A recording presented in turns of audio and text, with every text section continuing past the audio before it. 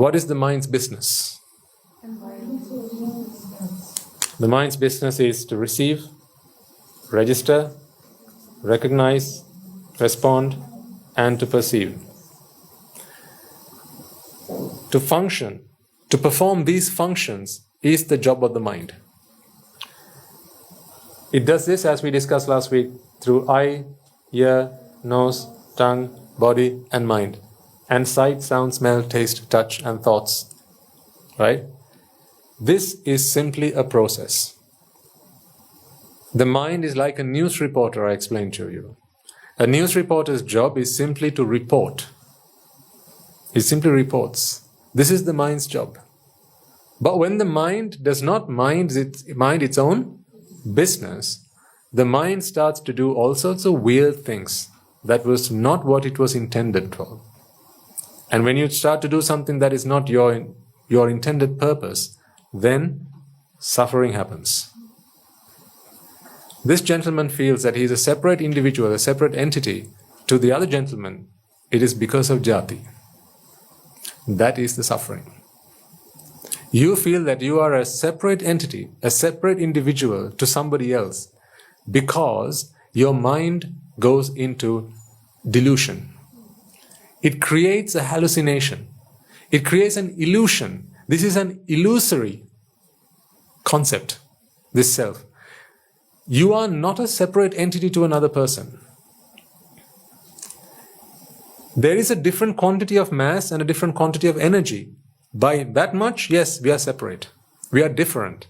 But that energy can be converted to anything. So, for instance, the energy that you get from the light bulb, this light energy, was once electrical energy. Previous to that, it was mechanical energy. Previous to that, it was hydro energy. Previous to that, it was the light energy, heat energy from the sun, maybe chemical energy, potential energy, right? So the same energy we know can be converted from one form to the other, right? The mind is also an energy. Energy is energy is energy. It's just the same. But this energy can be tainted by, because the mind's nature is that the mind is able to be indoctrinated. The mind can bear ideas. The mind can accept and think in certain ways. That's why it's called the mind. It can think. And some thoughts are right while other thoughts are wrong. When the mind is indoctrinated that this sense of separation is a pleasurable experience, it's a lovely thing, it's a good thing, it's a nice to have thing. Now the mind needs it. The mind wants it.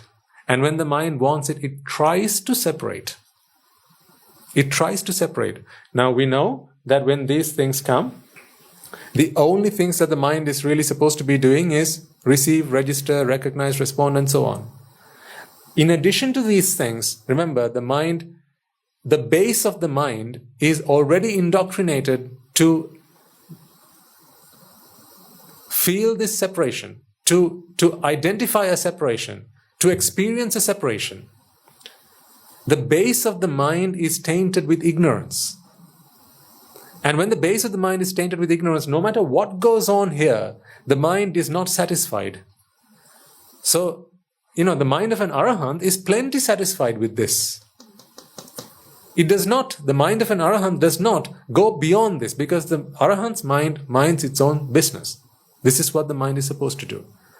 But a mind that is not an arahant, it's not satisfied with these things. It wants a sense of separation, a sense of identity. And we talked about this a few weeks ago. Just looking at this, it's pretty clear to us why the mind's function are receive, register, recognize, respond, and so on. Because what do these things enable us to do? Separate. See, when you look at your toolbox, you can say who the workman is, right? Right? If you open a toolbox that belongs to a worksman, you can look at it and go, that looks like it belongs to a carpenter. Another one, you look at it and go, that looks like it belongs to, say, a mason, yes, or a painter. Huh? You can look at someone's tools and say what kind of work they must be involved in. Look at this and tell me what kind of work do you think the mind is involved in? Separation. So it came into this world. The mind came into this world with the right tools to be able to separate. Remember, it wasn't an arahant that came into samsara. It wasn't an arahant that came into samsara. Someday, I'm talking about now your origins. Someday, you were just an energy. And at some point, due to ignorance, this energy that was once you. So when I say you must understand that you didn't have this identity you at that time. It was just an energy. Okay, it was just energy. At some point, ignorance crept in. How that happened, we are still trying to work out. We may never. But who cares? That's not the problem. Because we are already in the problem. Therefore, we need to try and work our way out of it.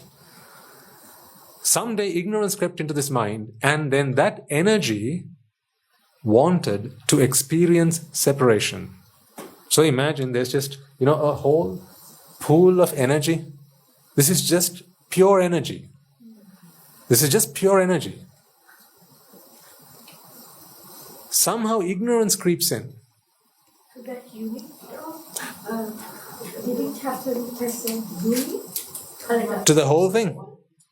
No, not to the whole thing. Not to the whole thing. It's a process. It's a Process with a micro level, it happens on time. On micro level, it then becomes a macro. Yeah. So imagine a quantity of energy, right? Imagine a quantity of energy from this vast infiniteness of energy, right? From this vast infiniteness of energy, which we can call pure energy. A quantity of energy was somehow tainted with ignorance.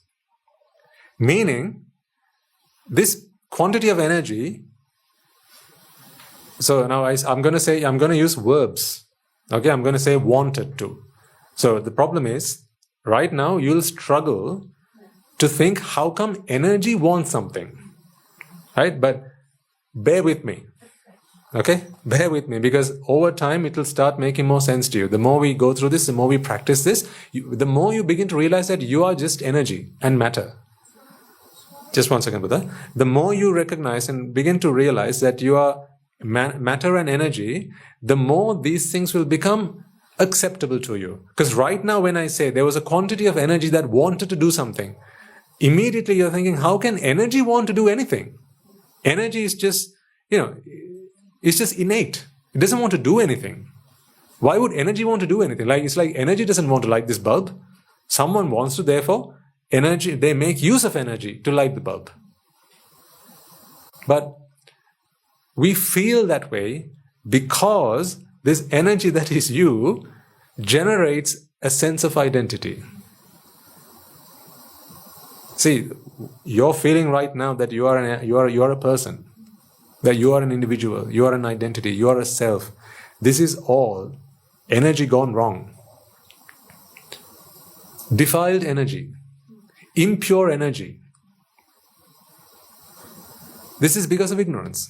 What was your question, Pata? A matter of dark energy creeps into some pure energy and corrupts it to create this. Something like that. Something like that. Okay? So when you say dark energy, then we go into physics. That's the only concern I have, right? You say that dark matter and so on.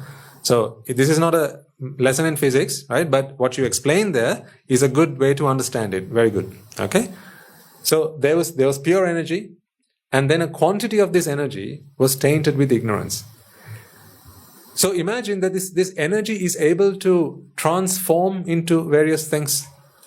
Right? Now a quantity of this energy indoctrinated that separation is good. Separation is good. Now tries to separate itself from everything else. So at one point there was nothing else other than energy. Just pure energy. So at one point, a quantity of this energy wanted to separate itself from this vast mass or this vast quantity of energy. At that point, it, when it wanted to do it, it went into vexation. So now you'll ask me, but is it not a mind that goes into vexation, Swaminathan? So why are you saying energy went into vexation? That's because you are still getting there. You still haven't accepted that the mind is energy after all.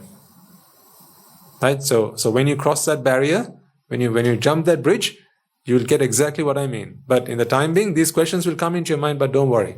So we can make use of like the discussion sessions, from the following week for you to be able to better understand these concepts. So you can ask these questions, right? Within the remit of what we have discussed, right?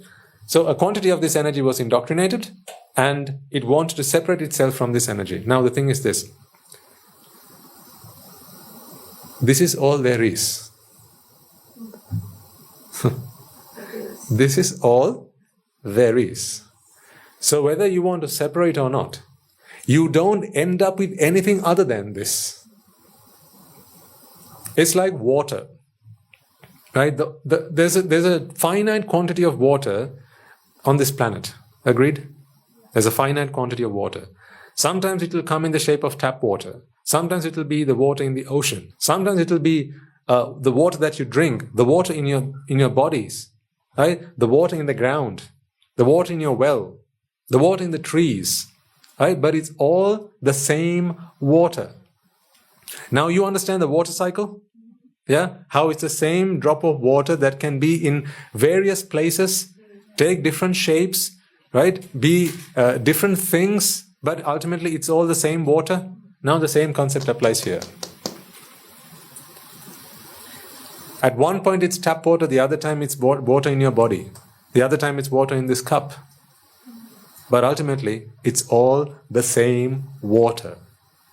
That's why it can transform from one to the other, and that's why it's all just one cycle. This pure energy is simply a cycle. Right now, it has taken these shapes. It is from pure energy that these shapes have come into being.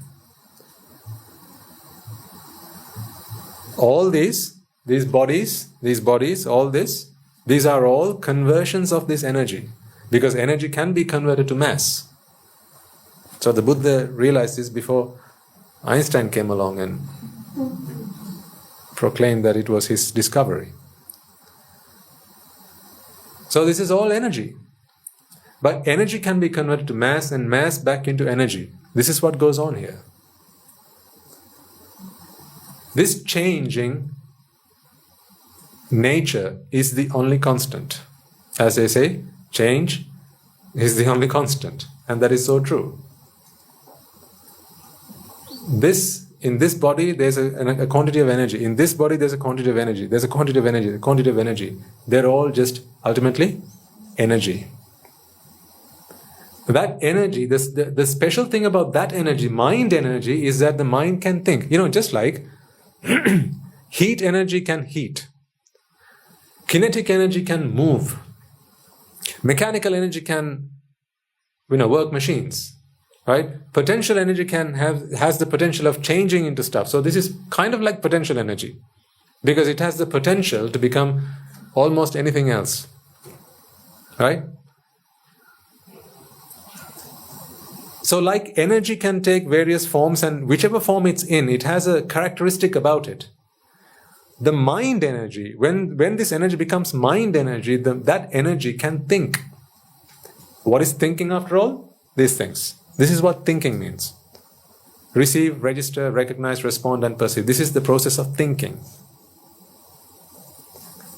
So mind energy is capable of doing these things. And it does these things to simply process what's going on outside. That's what this is for. Remember, the mind came into existence because it wanted to separate, right? So when it wants to separate, it needs to be able to register and receive various entities in the outside world. Otherwise, it's not going to be satisfied. See, if you weren't able to tell these two things apart, what is the need of a mind? You need a mind so that you can tell these two things apart. Why do you need to tell these two things apart? That is what you came into this world for. That is what the mind came into existence for, so that you could tell things apart. Why? Because separation is such a good feeling. Why? Because separation was all the mind ever wanted. Why? That is what ignorance is. When the mind initially wanted to separate, the mind went into this hyperactive mode, and in doing so, it started to create rupa, different kinds of rupa. We call them patavi, apo, tejo, vayu, and so on. These are all formations or creations, constructions of the mind. The mind created them. The mind created this. The mind created the sun, the earth, the planets, the moons, the stars, the oceans, the animals, everything. It is the mind that created every entity in this world so that it could now separate things. Really, it's like, the mind created toys for itself so that it could play with them. These are all creations of the mind. Everything you see around you is a creation of the mind. I'm not talking about one mind. I'm talking about minds. I'm talking about mind energy. It was mind energy that was responsible for creating all these things so that it could now play with them. See, now your mind can play with this. How? This is playing. It generates it through the attachment, like kind of magnetic field goes out. Well, you can think of it, to keep it simple, sir. Because the mind is attached to this feeling of separation, right? Because the mind is attached to the feeling of separation, as the mind goes through that process of trying to separate things, the energy that is generated from the mind gives rise to this patavi, apo, tejo, vayu. These are qualities of the mind. See, patavi is the quality of hardness, which is the quality of the mind, really. It's the mind that is sometimes hard and rigid, isn't it? Like when you feel like, I'm rigid, that's it, headstrong, I'm not going to change, that's me. That's the nature of the mind. When the mind is, in a flexible state, right? That's the characteristic of mind. When the mind is heated, anxious, right, nervous, these are all characteristics of the mind. So the mind was created to separate. Yes. Well done. The mind. So now don't ask me who created the mind. See, exactly. See, when you feel this sense of separation, you're always trying to find the answer to who. Who? Who to you? Is only because the mind goes through this process of generating this self, this sense of identity. It always tries to answer, it always tries to put forward this question of who did it, because a who is a separate entity, a separate individual, a separate self. It is a symptom of this disease. This is to realize. And it is the mind itself that realizes this. So the very mind that has gone astray, that has gone crazy, is the very mind that needs to understand what's happened to it. And when the mind understands what's going on, what's happened to it, the mind is healed. It is because of, ignorance is the problem here. This is not a permanent disease. It is not a chronic disease. It's something that can be cured. Because for as long as ignorance is there, the mind functions in this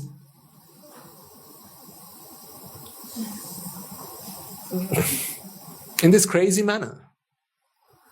Ignorance is a problem. Ignorance of what? Ignorance of all of this. So you don't need to understand all of this. We don't need to go into pure energy and how the mind was formed. We don't really need all of this stuff. I'm just explaining this to you because it's interesting, right? The real thing we need to understand is you feel a sense of separation. I'm trying to prove to you that it never separated. That's why I'm actually talking to you about this. It's all the same stuff, all from the same place, and one day it will all return to the same place. Where is it? Where is light energy? Where is heat energy? Where is kinetic energy? That's the thing. You can't say it's there. You can't give a place because that's the nature of energy, right? It doesn't take space.